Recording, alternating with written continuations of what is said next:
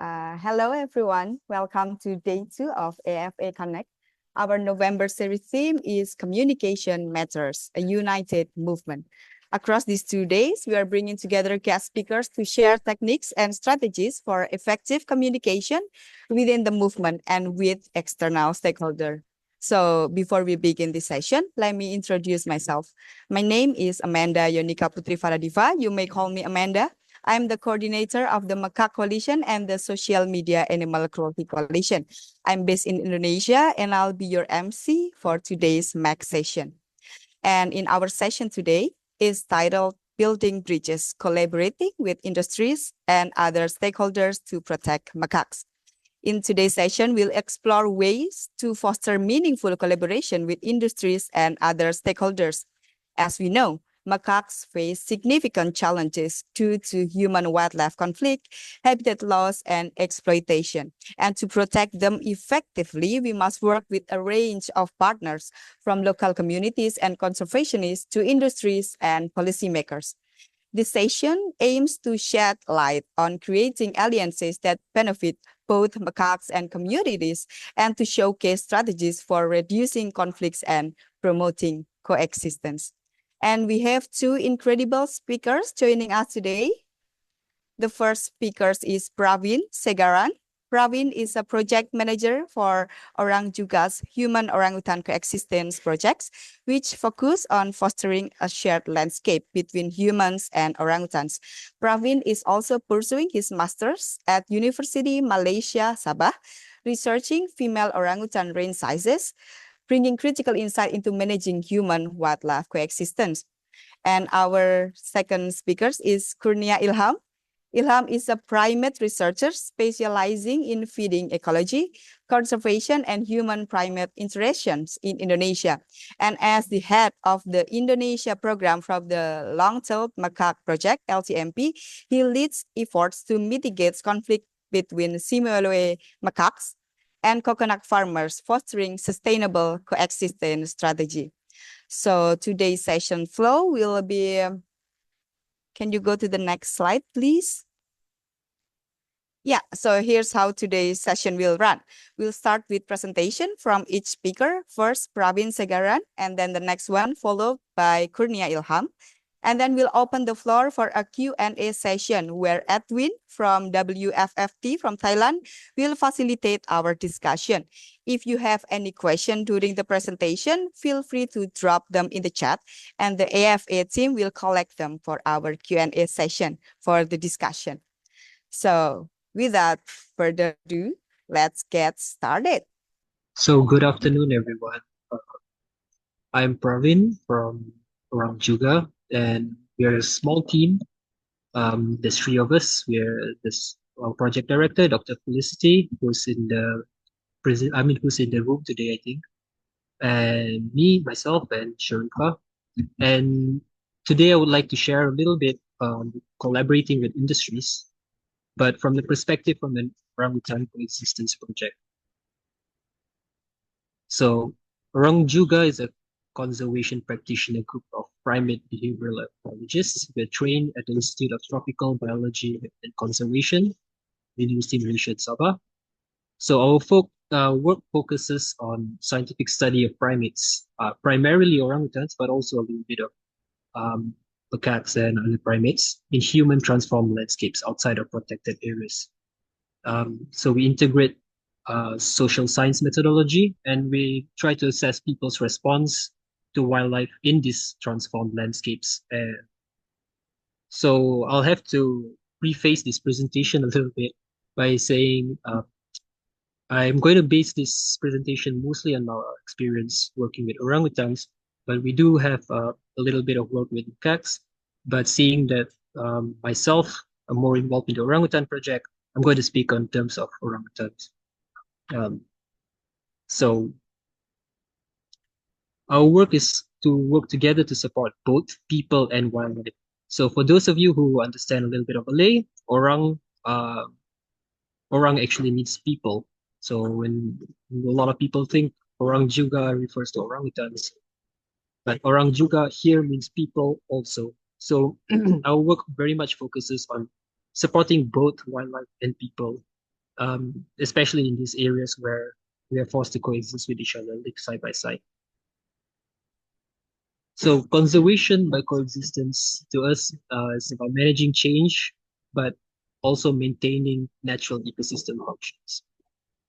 And the study of, and since we are behaviorists, right, and conservation work is very behavior focused, and the study of people and animals' behavior over time, we believe can reveal the underlying capacity to manage change and also the limitations of behavioral and physiological flexibility that, if not accommodated, can lead to local extinction of wildlife. So understanding how the animals behave and how much change they can take and how much they cannot, um, especially in permanently human transformed environments, which is where most of our work is based on. So I do know that today's theme is a macaque coexistence. So I'm not going to completely shy away from talking about macaques.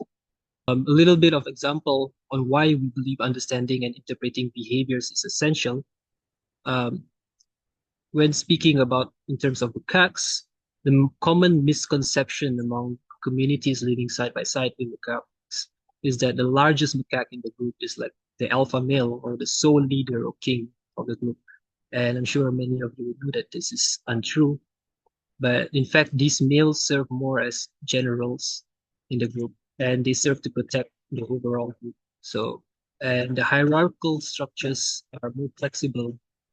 They can, they do not exist as like a sole leader or a king, which people tend to imagine, right? And group leadership instead is more spread out within the troop, based on packs. So how does this affect coexistence, right? Because due to this common misconception, the larger males are often targeted by people. And in fact, this may be counterproductive and may lead to more issues due to the group instability. So addressing this sort of misconceptions with the stakeholders we work with and getting them to understand behaviors of the species, we believe really is beneficial in getting them to change behaviors, human behaviors. So human-wildlife conflict occurs when the needs and behavior of wildlife impact negatively on the goals of humans, and when the goals of humans negatively impact the behavior of wildlife. So it goes both ways. It's not just it's not just what wildlife are doing to us, because that's how people usually think about human-wildlife conflict. They just think that, oh, the macaques are raiding my crops, or the macaques are destroying my trees. But it goes both ways. It's also changing. So the work we try to do when engaging stakeholders is trying to shift the perspective and understand that it actually goes both ways. Hey, what are we doing that negatively impacts orangutans in our case, in the case of our project?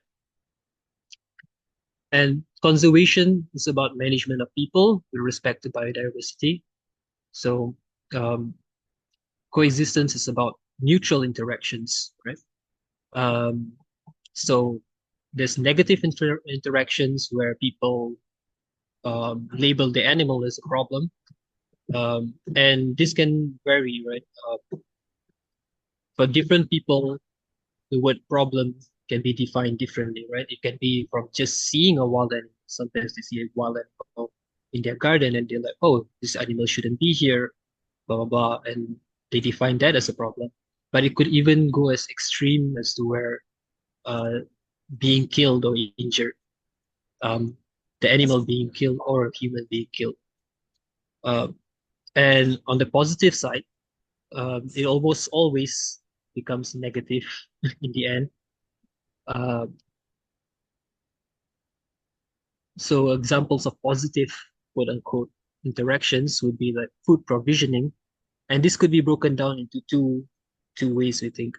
Unintended food provisioning, where waste management and litter is not managed properly, so animals go forage on waste and litter. And intended food provisioning, where fruit trees are planted in clumped patterns. and even direct feeding of food and fruits towards wildlife. So personal interactions with wild animals, selfies with wildlife, pet ownership of wildlife, and as well as exploitative tourism or the commodification of wildlife, right? So these are all, to a layman, would be termed as a positive thing. Because like, oh, we get to experience having a close interaction with wildlife, things like that, but it almost always becomes negative. So we believe the goal for coexistence is to have neutral, so no interaction, little interaction as possible, and people, governments, and industries take responsibility for their actions in these shared spaces. So this does not mean just people in big cities tell the local people to just put up with whatever problems, but also understanding the perspectives of communities living in these shared landscapes. Um, so examples of barriers towards coexistence, which we face, which we've identified through our project, is widespread misconceptions towards wildlife due to lack of understanding on their behaviors. So I think I started off with the examples of macaques and how they view the biggest, largest individuals as the troop leaders, and then mitigation actions are taken in a way based on this misinformation and how that worsens things.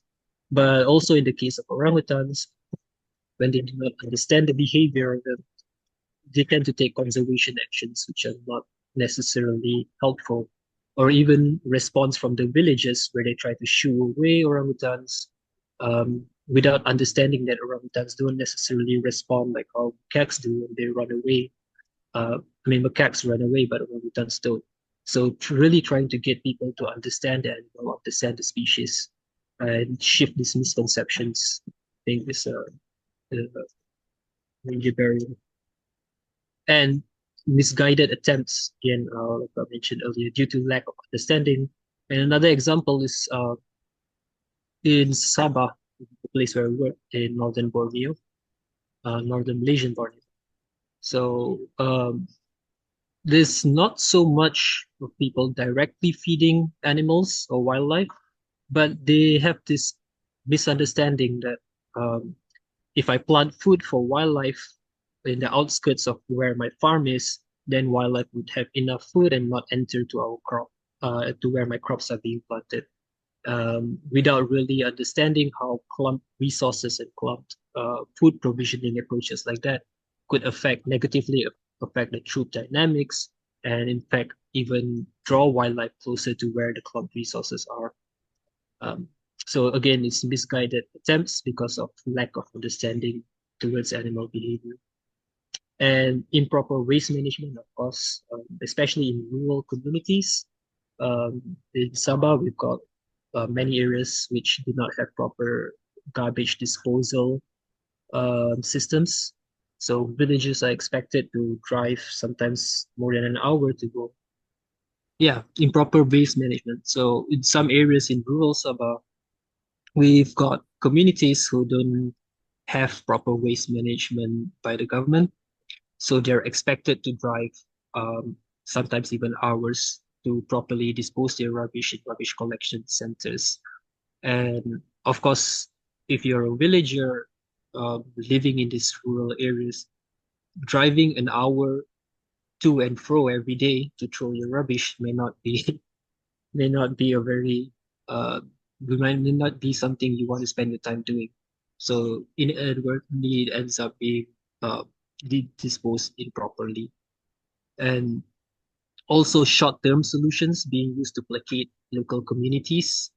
For example, when people complain about wildlife, sometimes the relevant agencies may come in and remove the wildlife. And this is a short-term solution, of course, because it doesn't address the underlying issues behind those quote-unquote problems.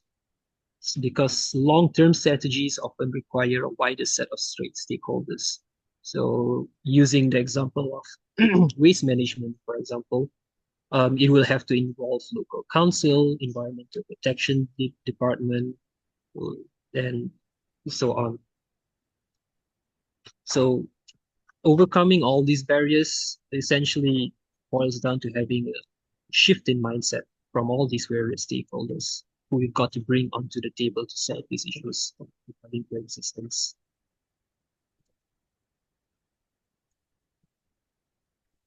So what we have learned from engaging various stakeholders is so the human coexistence project under OrangJuga involves working together closely with oil palm companies, relevant government agencies, communities living and operating within the landscape to better understand how orangutans are using the wider landscape.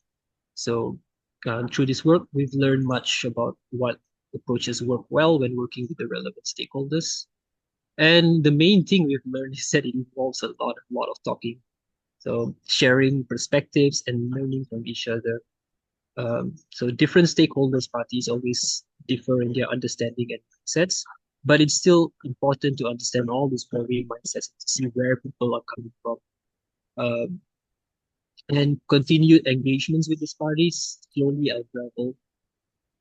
unravel the intricacies, gaps in understanding, as well as the strengths of each stakeholder. And together with the strengths, the opportunities for each stakeholder to contribute towards finding ways forward.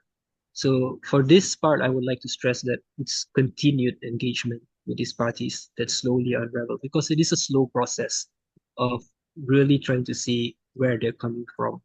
And understanding takes time both ways, for us to understand what they're trying to tell us, and for them to understand what we are trying to tell them as well. So what has worked for us, what strategies we've used, uh, is listening to actual issues rather than arriving with a solution. So here are some pictures of us, our director, Dr. Felicity, speaking here, uh, engaging with palm oil companies, the stakeholders, who are one of the largest landowners in Kinabatangan. So major stakeholder, they own a big portion of the land in which now animals are using actively as well. So listening to the actual issues and what they're facing, instead of coming with a solution and just telling them to do something. And how do we try to understand how humans respond to wildlife? One of our major tools is by conducting interviews. And the first thing is to make sure that is there a problem? Because sometimes you go into the plantation and managers are saying that, oh, there's wildlife coming in and out and this sort of things, and it's difficult for my workers. But once we talk to the workers and we ask them, is there actually a problem? And they're like, no, the monkey's just there. It's fine. I might just doing my work. Or the orangutan's just there, you know. And again, who has the problem? Is it does the presence of the wildlife in that area affect everyone equally, or just a particular group of people? In this case, maybe harvesters who probably work at a certain time period where the animals are more active. Um, and also, how can we address together creatively? And doing this interview, it's semi-structured interview, so we modify as needed. And the important thing is to have patience when conducting these interviews and just let them talk. And by doing this, we find actually they've got most of the workers are very happy to share their experiences to someone who's actually listening to them, because they don't have many people who want to sit and listen to them. And yeah, and it's an opportunity for us to learn a lot. And we also do collaboration to create accurate and useful tools for the oil palm plantation field workers.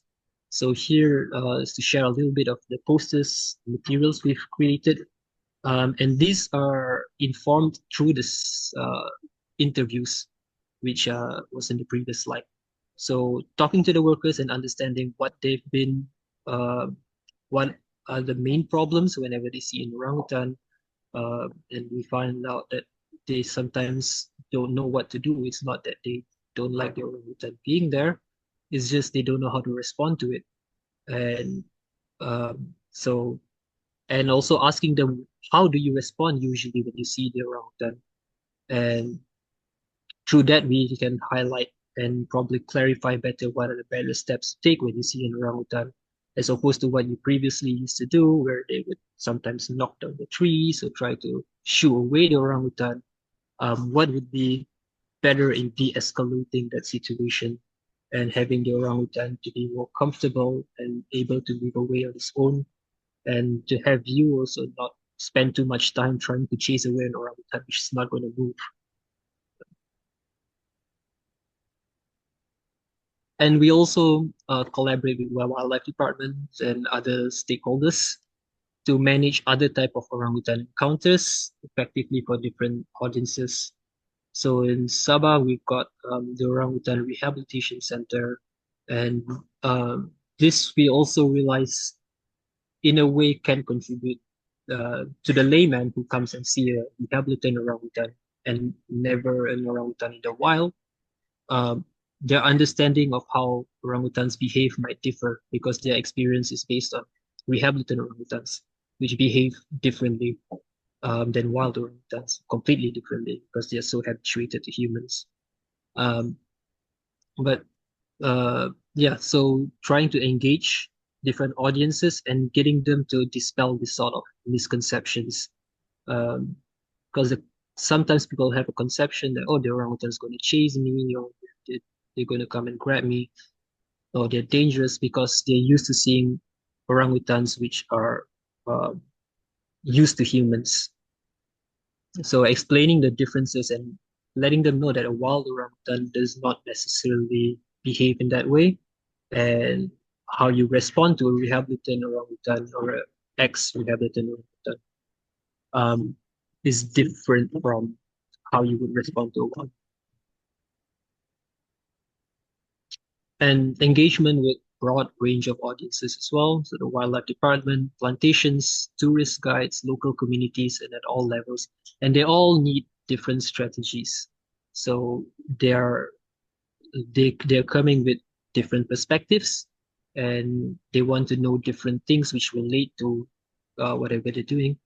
For example, tourist guides, uh, they want to know how more about the animals so that they can explain to the tourists better. So communicating scientific facts or findings towards the tourists. Whereas the wildlife department, on the other hand, are coming in trying to um, share their challenges in the field, working with the communities and the plantations, and trying to also understand a little bit more about how the orangutans are surviving in this landscape through our project. And of course, sharing all these outputs to wider stakeholders like the oil palm industry.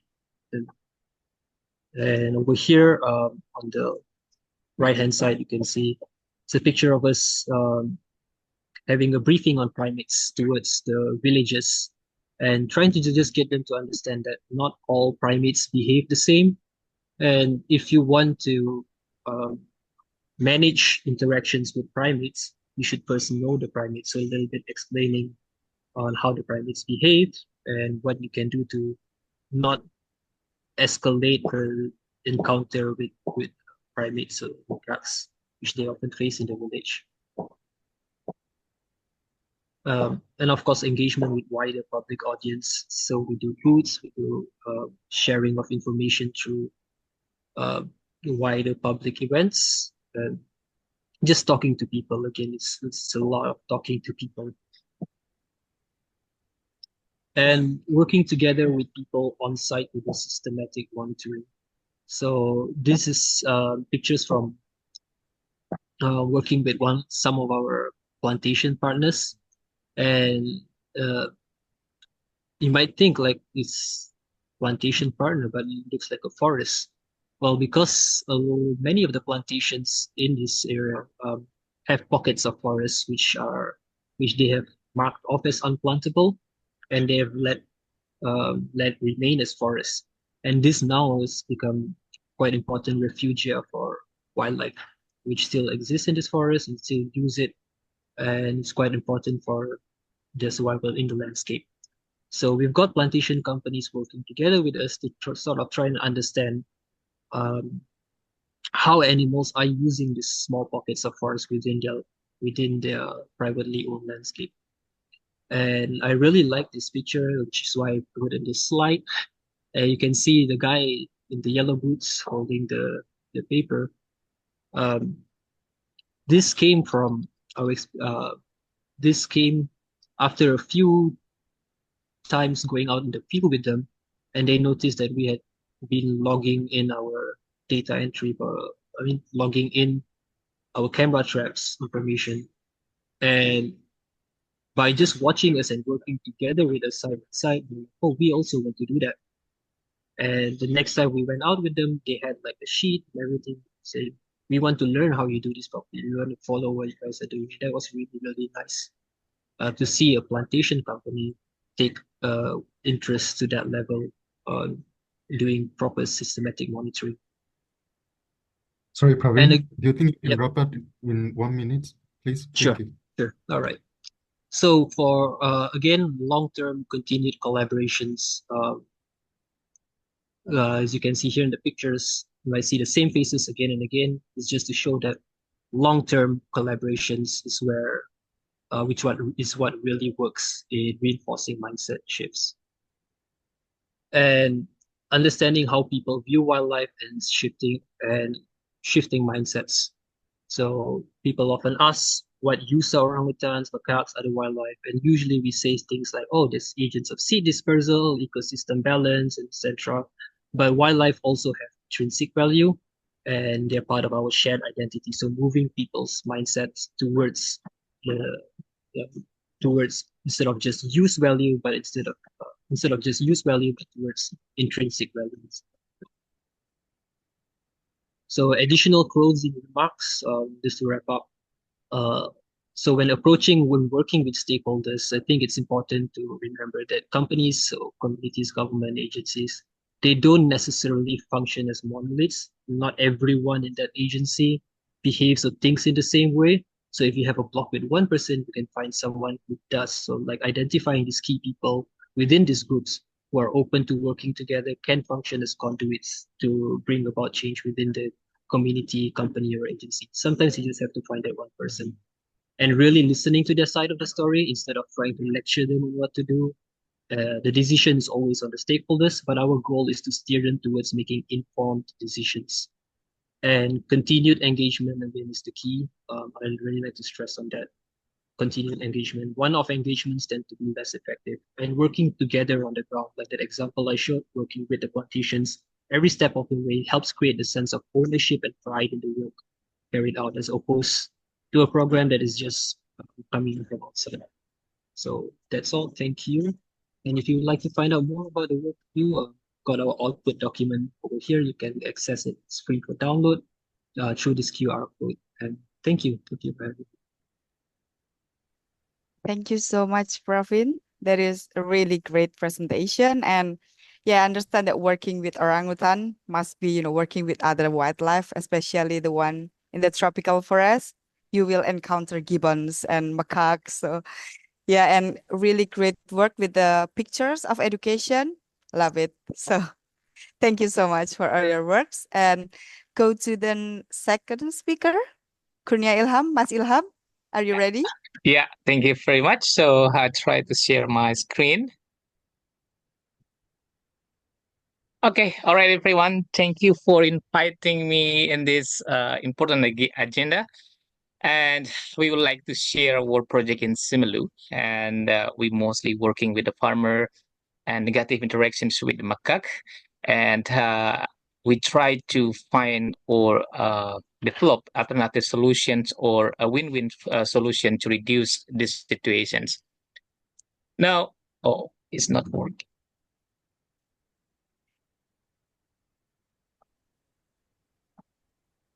Do you need any help? Yeah, because I cannot share. I cannot move to the next slide. Okay. I don't know why. All right, yeah.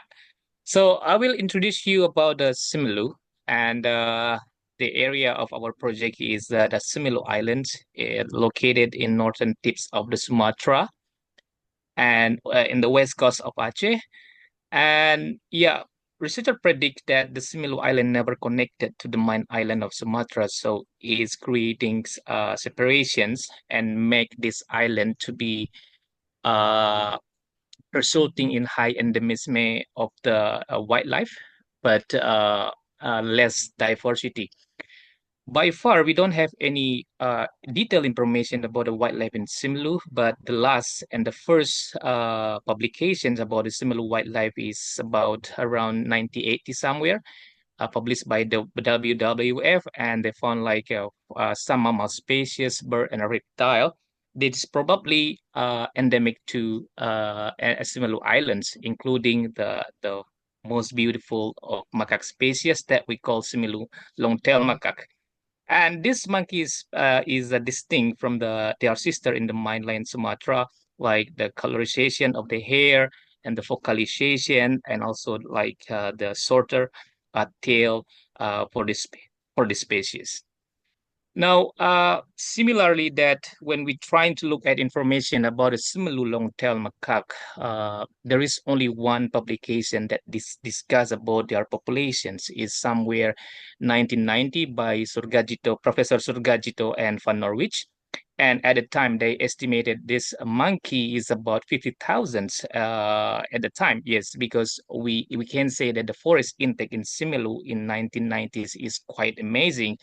But after some time, more than 30 years, the gradually, deforestation is continuous in Similu, that resulting a lot of deforestation or natural habitat for the macaque reduce.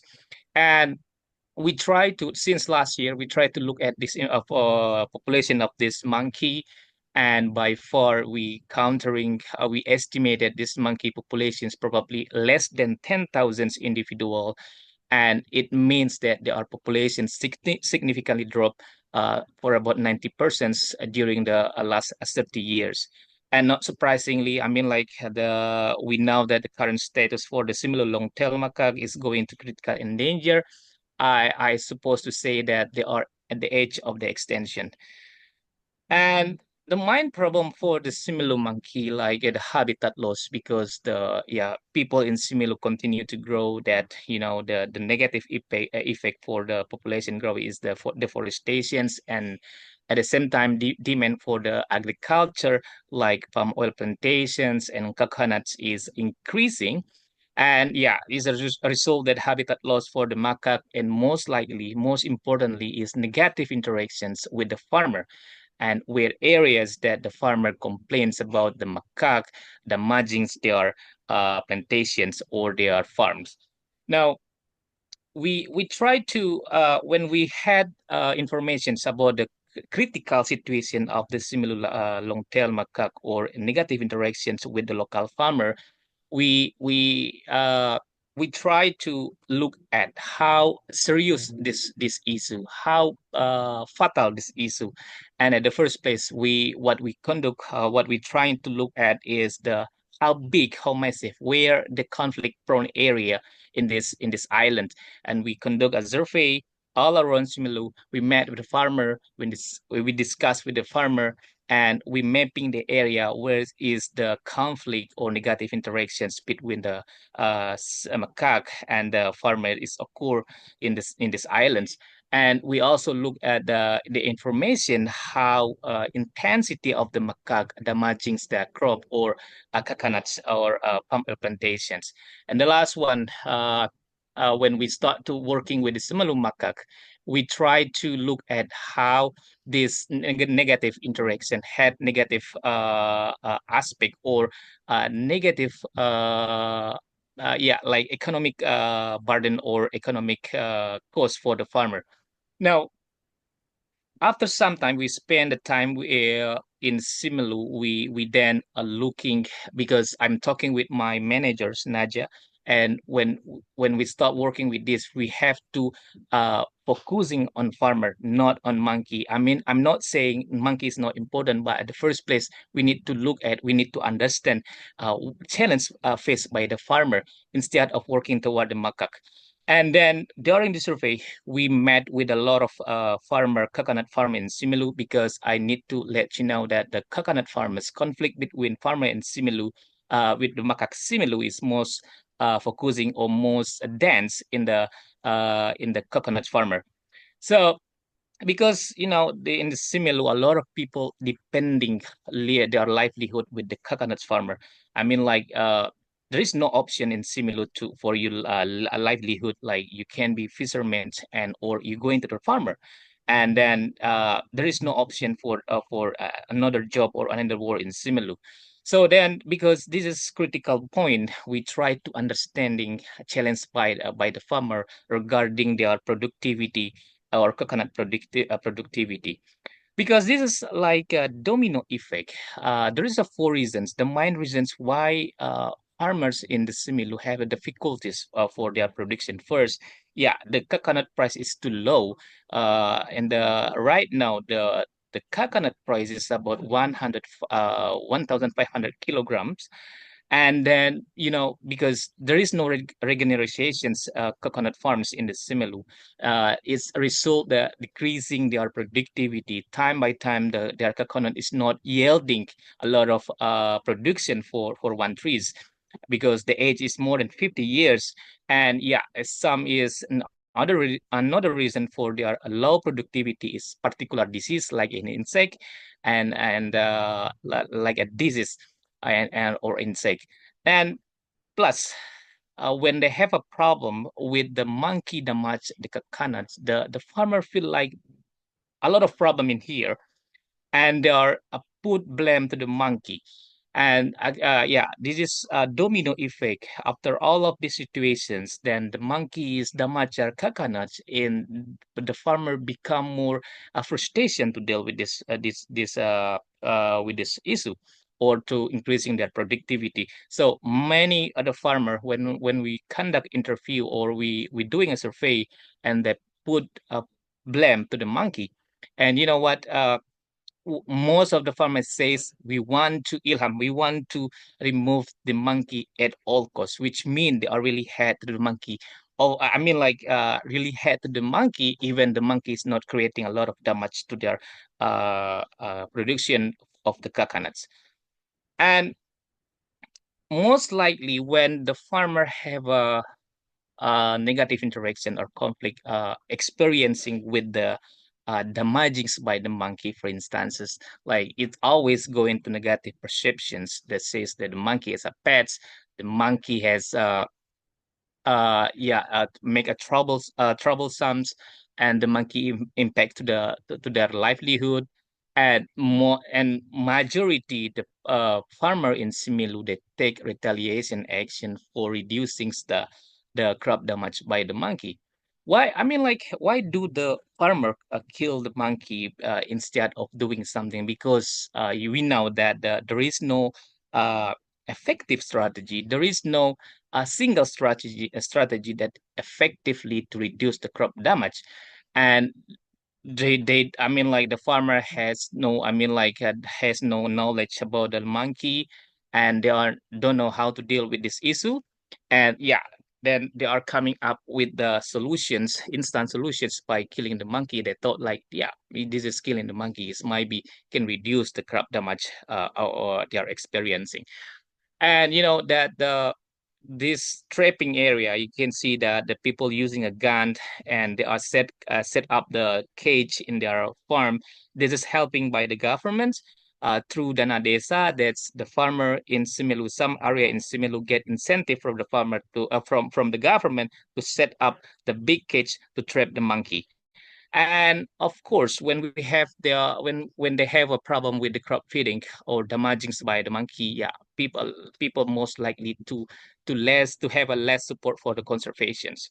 Now, we are really trying hard to look at how we can make a win-win solution for this situation. I mean, like, how we can save the farmer, meanwhile we can save the monkey as well.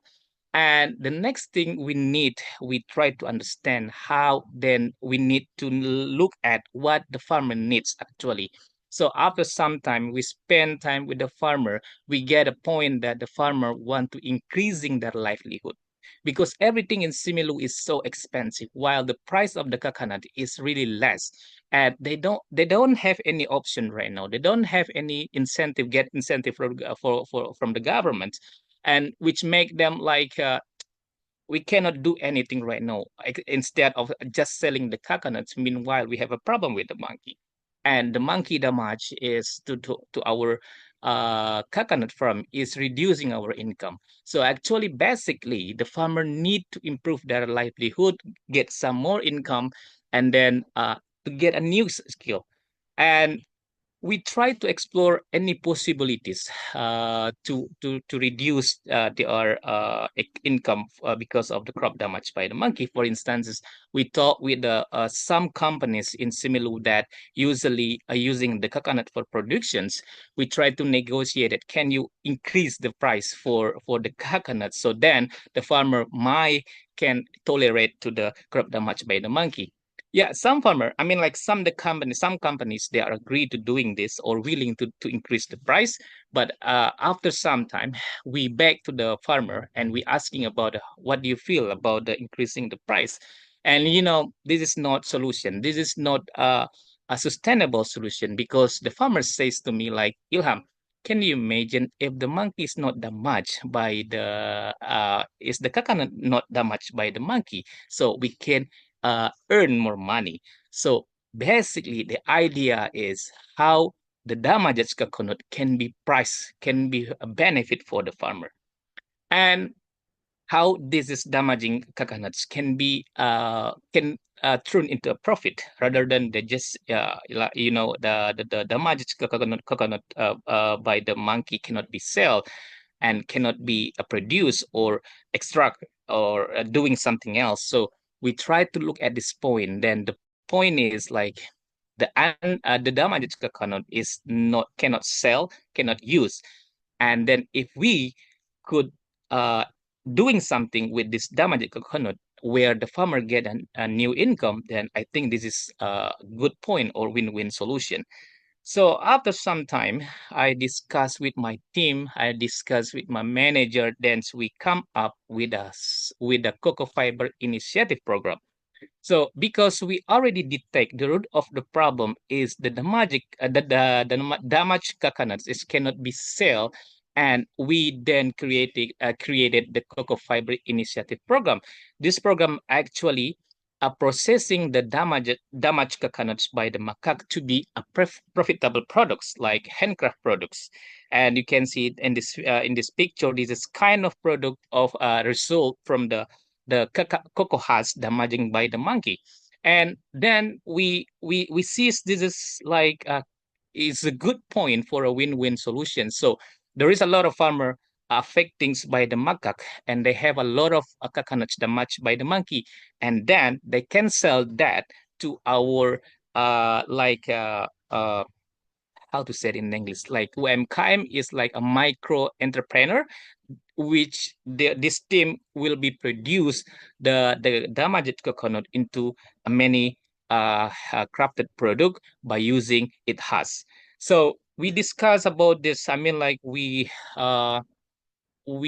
then socialization this project to a lot of people and farmer in the Tepas Selatan in one of our project area, how they can accept this idea, how they can accept this program, and how this program can help them to reduce cost from the coconuts damaged by the monkey, and meanwhile it can be a new stream for their income, and also to improve their skill and capacity.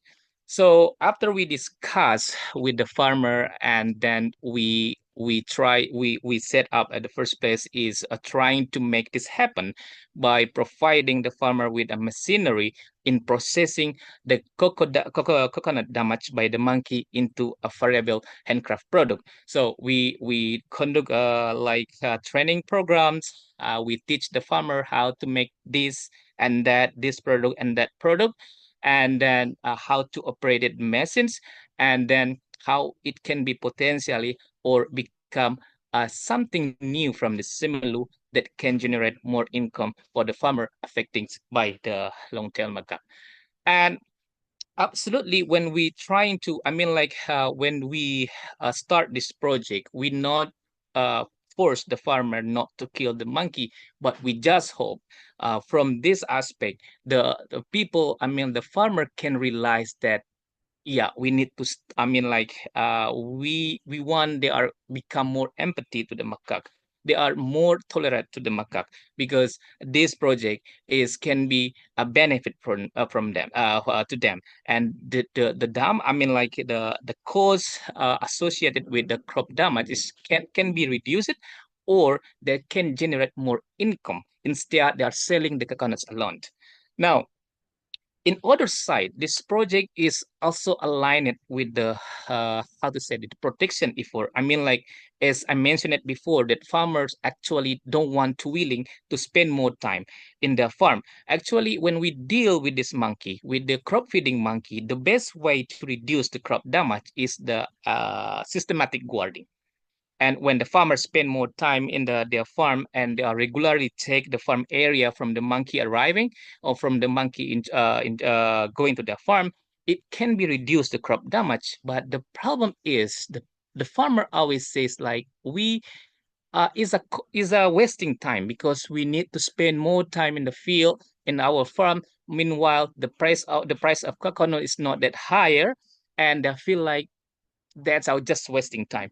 No, based on this program, we try to encourage the farmer to spend more time in their farm. Meanwhile, they can making some handcraft product that later they can sell to the market, or they can sell to our team. And which mean, based on this activity, we wish that a farmer, especially women that always going to the farm with their husband, can be spend more time in the farm. Meanwhile, they can generate more income by making some handcraft that they can able to make it, like flower pots. So which mean they are spending more time in the farm, and they are can also get more income. And we hope this is can be together aligned to reduce the crop damage by the monkey. Honestly speaking, uh, yeah, the best way to reduce the conflict is how we can prevent or chasing the monkey away from the farm. But another thing is like we can make the diversification income for the farmer, instead they are depending alone for the selling on the coconuts. So before we conduct this activity, uh, before before we conduct this activity, we discuss with some stakeholder like Department of Forestry and Agriculture, and Department of Tourism, and micro entrepreneurships, and also BKSDA, or Natural Resource Agency. And all of this department support this idea, because this goal is not aligned with the conservations, but also can help to improve the farmers livelihood and capacity building and a new skill. So we try to negotiate it with some department in similar regency, and they agree. They are totally happy with this program, and they are ready to support us for a further next step. And meanwhile, we focus on the coconut project. We also continues our program with some other things like we training the farmer with the management practice, like how we can help the farmer to space use, to make a space use management space use, and the best way to start or to start the coconut farms. And we also engagement with the local farmer with the organic farming activity, and also improving the farm guarding method. In addition to this, we also conduct educational program. We try, because we not only focus on the farmer at this time, we also try to reach out more people to be more understanding about the monkey, about their habitat, and about their survival. So this is the program we conduct or we doing in Simelu. And I think for our support funders like the SIMCO, ASEAN for Animal Coalitions, Kato Funding, and also for the local people or the Similu Regency. Thank you very much. Thank you so much, Ilham. That's a Yeah. really great presentation. I really love the cocoa pause. I would love to try that cocoa pause thingy. And now we are going to do our Q&A session. Pravind, are you here? Hello, yes, I am. Yes. And also, Mas Ilham, can you please open your camera? Anyone from WFFT, Laura, Tommy, or Edwin? Do you want to join the Q&A session?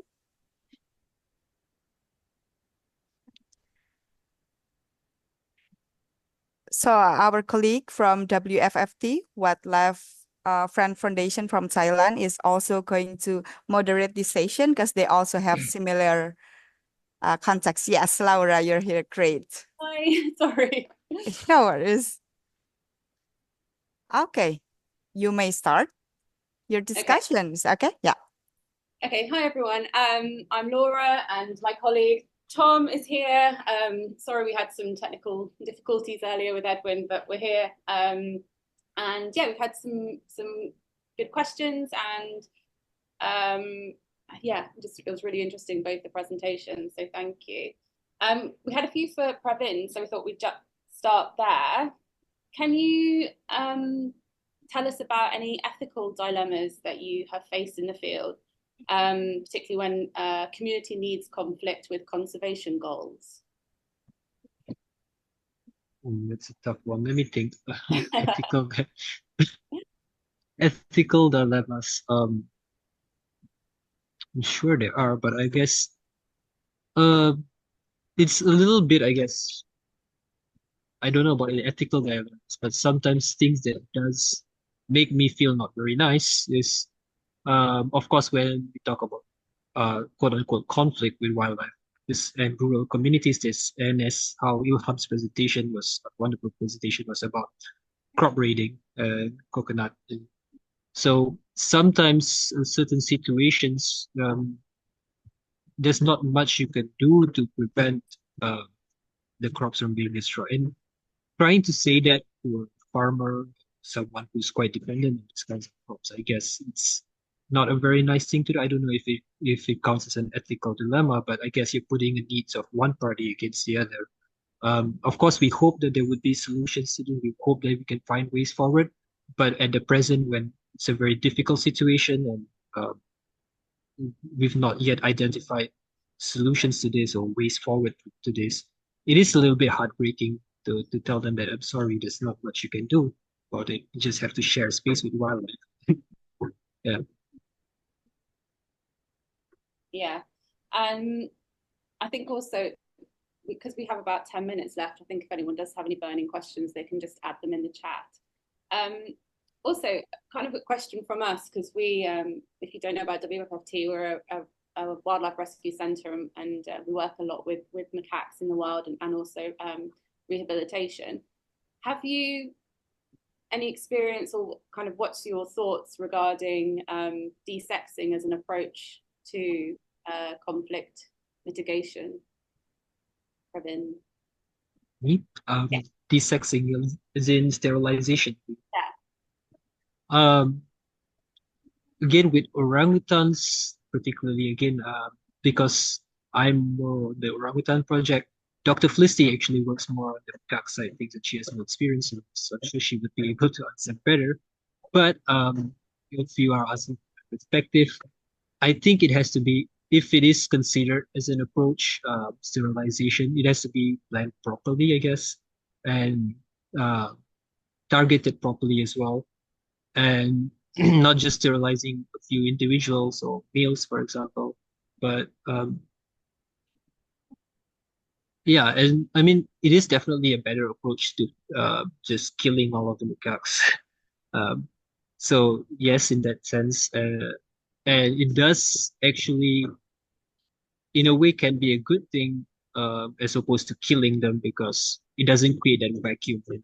They're still fully functioning individuals who a part of that ecosystem instead of creating a vacuum and then the population just moves back again, and then you're not solving the problem. So I guess a little bit mixed will, yeah. Again, I would have to say I'm not really the researcher here, but yeah. Laura. Um, Yeah, Felicity from OrangJuga also want to answer that question. Is that okay for you? Yeah. Yes, I'm sorry to interrupt, but the question was specifically about macaques, and Pravind works more on the orangutan side of our project, so it's a question about macaques, and I think that it is something that is great interest in the wildlife department in Sabah. They really were interested in contraception programs. And we had some workshops with some experts who have done this in Thailand and in Hong Kong. And it became very clear that this requires, it's not a simple one-off situation approach, as many people hope, but this requires quite a lot of investment and a sustained, it's a sustained ongoing process, because what you're doing is not trying to stop sort of halt the population, but to make it on a slow decline. So it's not an instant solution, and it's also not a quick solution.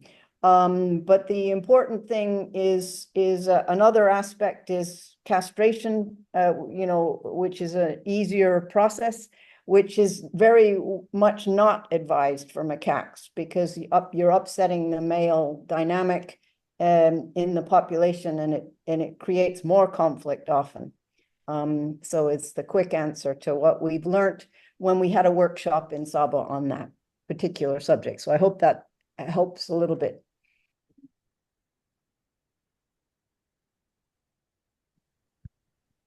Okay. Thank you. I'll just try and get through a few of the hopefully quicker questions. This one's for Ilham. Nicola is asking, what happens to the macaques after trapping in the government-supported traps? Yeah, they kill them and bury it. That's all. I mean, like, yeah, there is a lot of discussions amongst the farmer after the monkey is trapping. Some of them states, can we release that back to the forest, or we transfer to the one island? And the farmer says we better to kill them. And this is discussions, I mean, like, often occurs when the monkey get trapping, but mostly ends up with the kill the monkey instantly. So that's people doing. So I predict these situations has been lasting for like 10 years ago, and it was supporting by the government. And we not surprisingly, and the Similu macaque dropped their populations up to 95%. Because, when you went to Similu, this is every village, they have a 1 or 3 big trapping in that area. So yeah, they just kill them after that, and they bury it. That's what happened in Similu right now. And also, the work you're doing on the island, obviously it has lots of different threads and components. Have you worked with any specialists on the project, such as botanists or economists or agricultural experts? Oh yes, actually we're working closely with the Alwan company. Is a coconut oil company in Similu, and they're having like agriculturalists, and which help me with the project. And yeah, for instance, they're helping us with the organic farmer activity and how we can make more sustainable farms in this area. And also we working together with the handcraft, I mean, like some specialists that usually make a product from the cocoa fiber. So we working together right now. Yeah, we think the products that have been made from the coconut leftovers are really amazing. Yeah, I want the hat. And so Caesar has asked, can the damaged coconuts also be processed into coconut charcoal? Oh, yeah. So at the first place, we tried to make idea for making the charcoal from the coconut seal, right? So unfortunately, the damaging coconut is too young, so they don't have a seal at the time. So let's say if we go into the seal to make a charcoal, is producing the like how to say it, is producing another environmental issue, like because we usually burning to make it, right? So because the young coconuts has no seal on it, so we better to going with the fiber, because the damaging coconuts by the monkey still have the fiber, which can be producing for other handcraft products.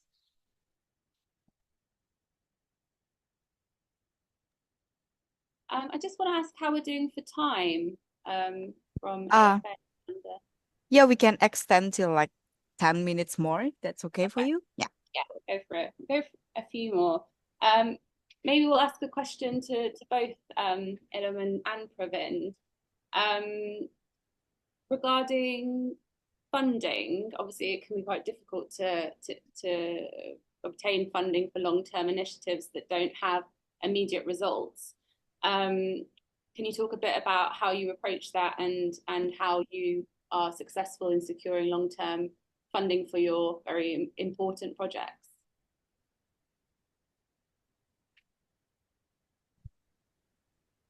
Well, in terms of securing funding, I guess it's a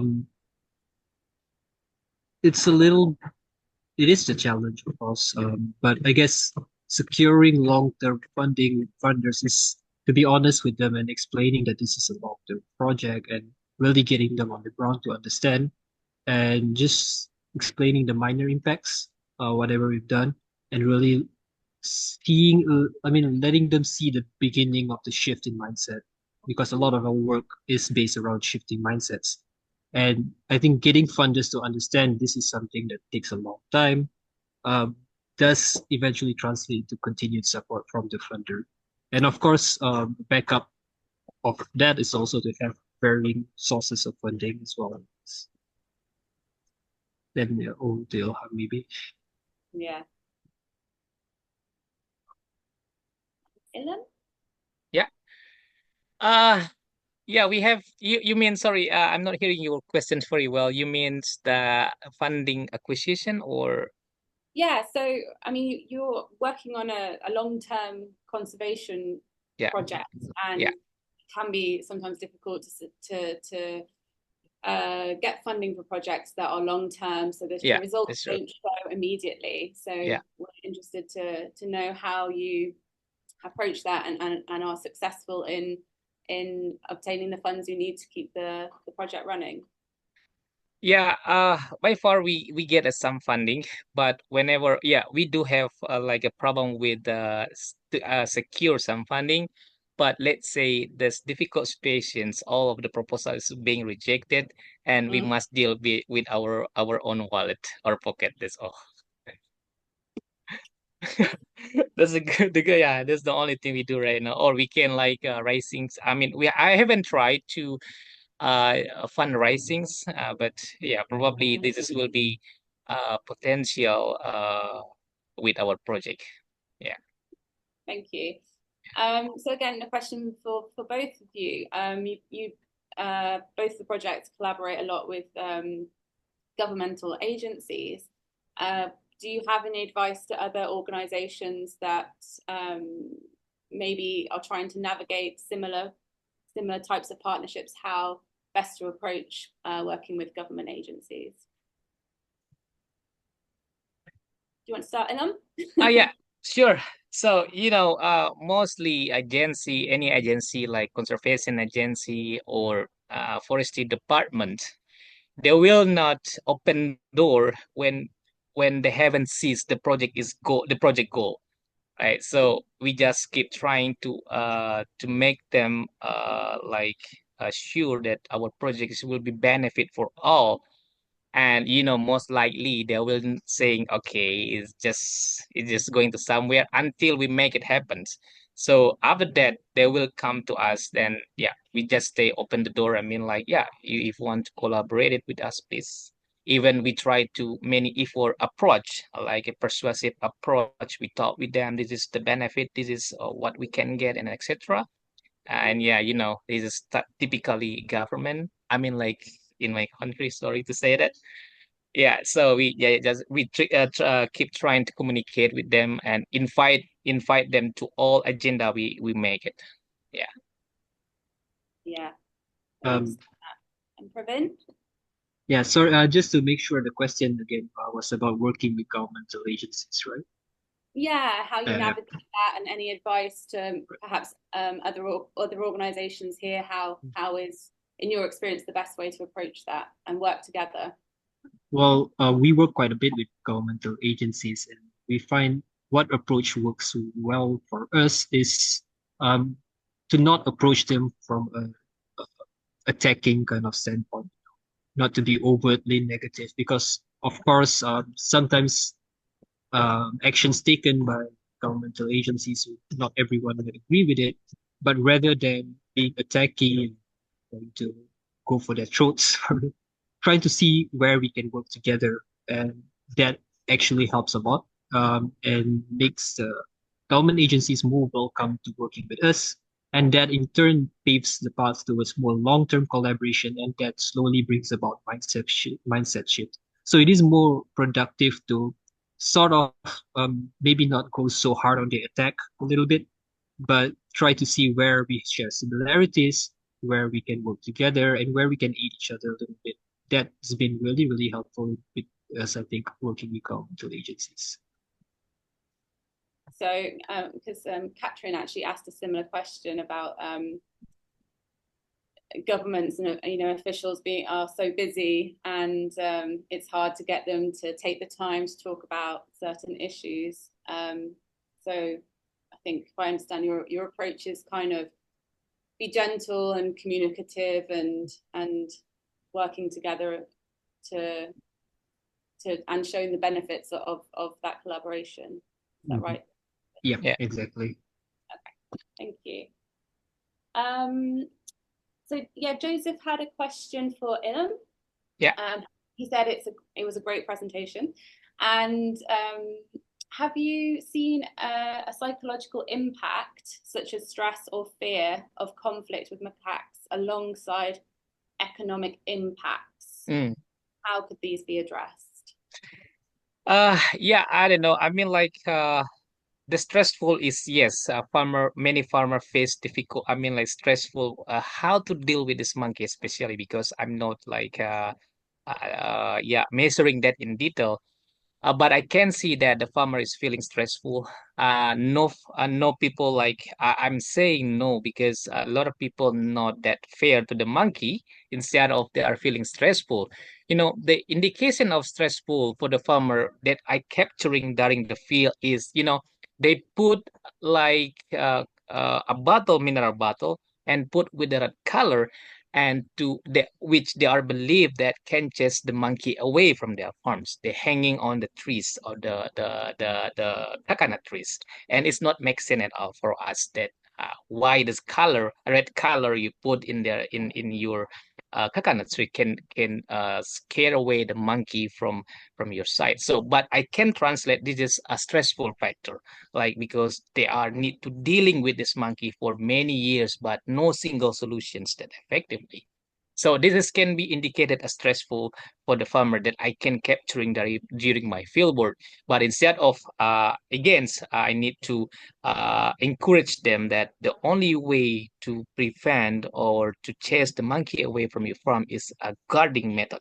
Guarding, I mean, like a guarding strategy, but mostly people don't know how to use the guarding strategy like interval time. So this is our second project to teach them to share how effectively guarding methods in the farm area.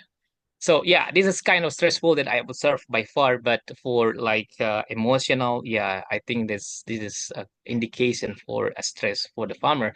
And in additionally, that farmer somehow they are fear about a disease.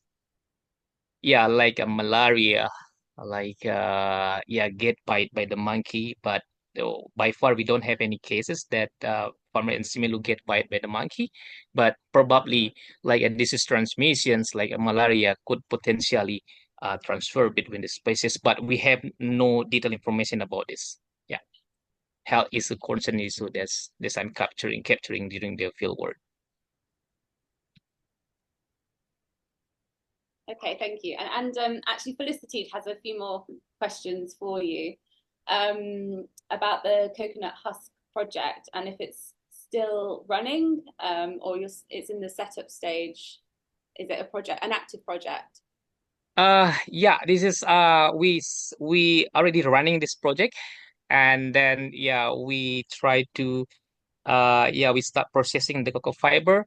Right now we building the processing area, so there can be like producing the cocoa fiber, and they are doing something, but we need to get more training for to make more handcraft product, to how to properly use the machinery, and still ongoing at the earlier stage, but we try to uh full going next month or December.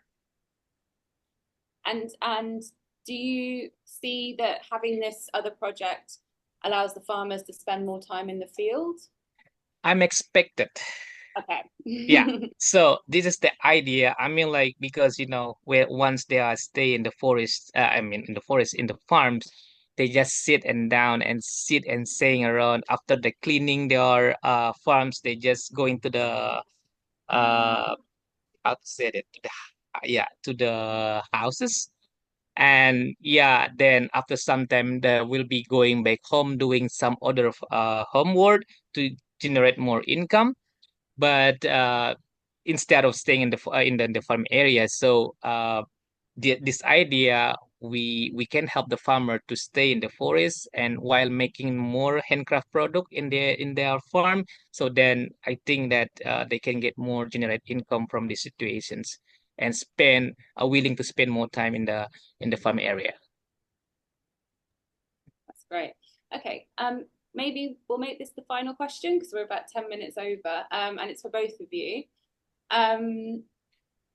What has been the most surprising feedback or response you received from stakeholders, most either positive or negative, on your project, and how did you address that? Something great happened or something really negative that happened, and what you did in that situation? By far in our project in Simelu, we have a positive feedback from the department agency and like forestry agency and department of micro entrepreneurs from Simelu and department of agriculture. Yeah, because after we doing something, we start our project and they see, oh yeah, this is something, and they all want to support us in many ways. That okay, so far it's positive feedback and I love it. Yeah. So the positive is that key stakeholders have been further engaged in your project and want to stay. Yes, yeah, that's true. And and we can help them. We can help you, Ilham, with this something you need from us. Okay, that's at least this is something positive things right now. Okay. And Pravind, maybe we'll finish on a high. Do you have a something that just really positive that happened from a stakeholder as a result of the project?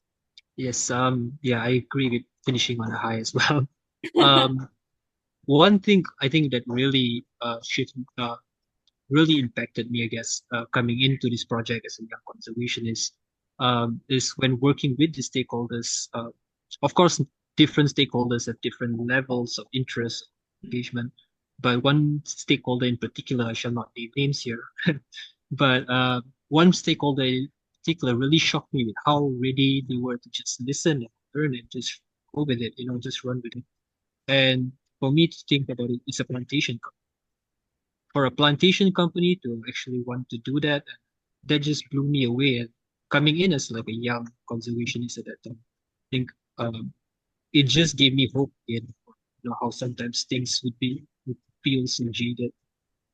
Seeing that there is that interest and we just have to try, just keep trying. Maybe 10 companies don't really operate like that, but one company does. And then slowly you actually see other companies getting jealous and wanting to do the same thing. So jealous of the success of this company who's gone with this conservation initiatives, things like that.